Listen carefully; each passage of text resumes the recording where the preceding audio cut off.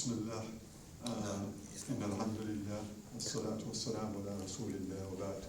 I begin in the name of Allah. All praises to Allah subhanahu wa ta'ala, and peace and blessings be on the Messenger sallallahu alayhi wa sallam. Assalamu alaikum wa rahmatullahi wa barakatuh. Wa alaikum assalam wa rahmatullahi. Briefly, my name is Daud Junaija. I was born on the islands of Zanzibar, coast, East Africa. There's two islands. Main island is called Zanzibar, and the next island, smaller one, is called Pemba. My parents emigrated from India, and they moved over there, and I was born there in the early 50s. Alhamdulillah, I then decided, after finishing my studies there at the age of 23, to come to UK. And so in the second part of the 1970s, that's when I came, actually in 1977. This is the year when we had the Queen's Silver Jubilee. So we came, and it was quite interesting what was going on, because you came as new as a 23-year-old young man. And this is the event that was taken. And it was a very big event at the time, so it was quite interesting to be involved and be part of it. So it's 77, and now it's 2023. So we're talking about now nearly 45 years in the UK. Since we moved here, I came with my younger brother. We got married on the same year when we arrived here in 1977. So two brothers got married to two sisters. And from that on, I have 4 children, and my younger brother he has 5 children. To move on, and now those children are married except one. So 8 of the 9 grandchildren are married. And from those 8 children, I have 18 grandchildren, and my brother has 19 grandchildren. So over the age of 45 years, from 2 people coming here, we are almost nearly 50 now, I think, in numbers. So I talk about this a lot to tell people that this is home now. This is home. I've been here 45 years, children born, grandchildren born. My eldest grandchildren is married as well, just finished uni and is starting work.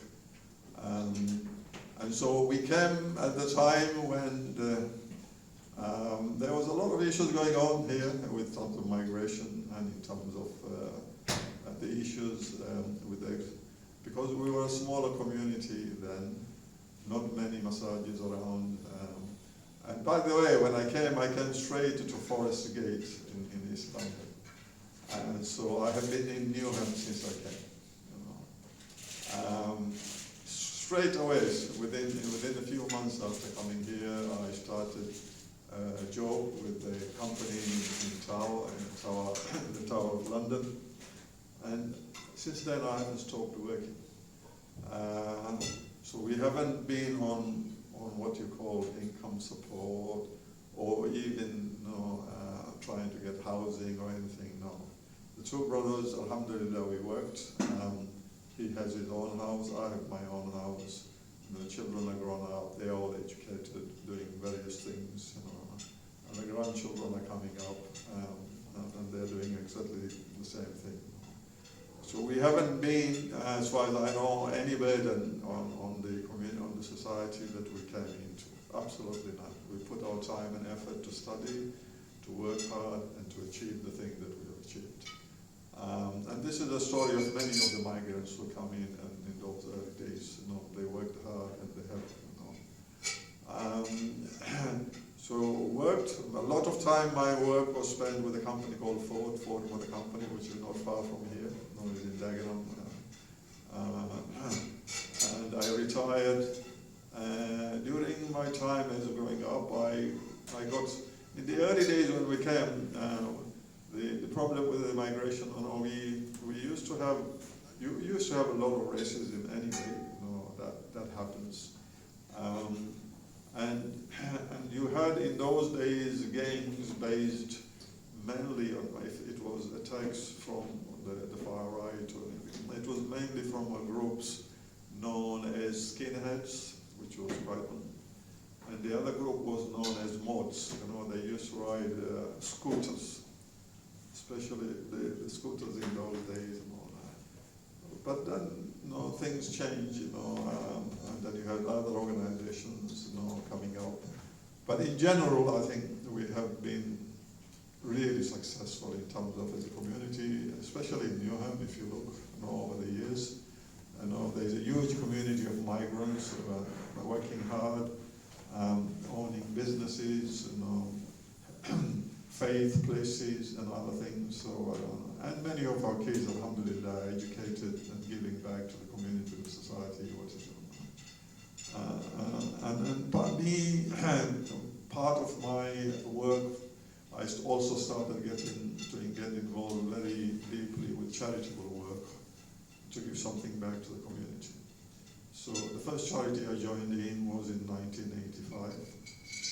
And then I've been involved with quite a few charities since then. And since I retired, I'm probably actively working for charities anyway, to try and give something back to the community that has made me successful in many ways. So briefly, that's my background and story and what I'm doing. I'm still in Newham, and I don't think I'll be probably moving from them. I'll be nearly 70 now, so I think that's enough.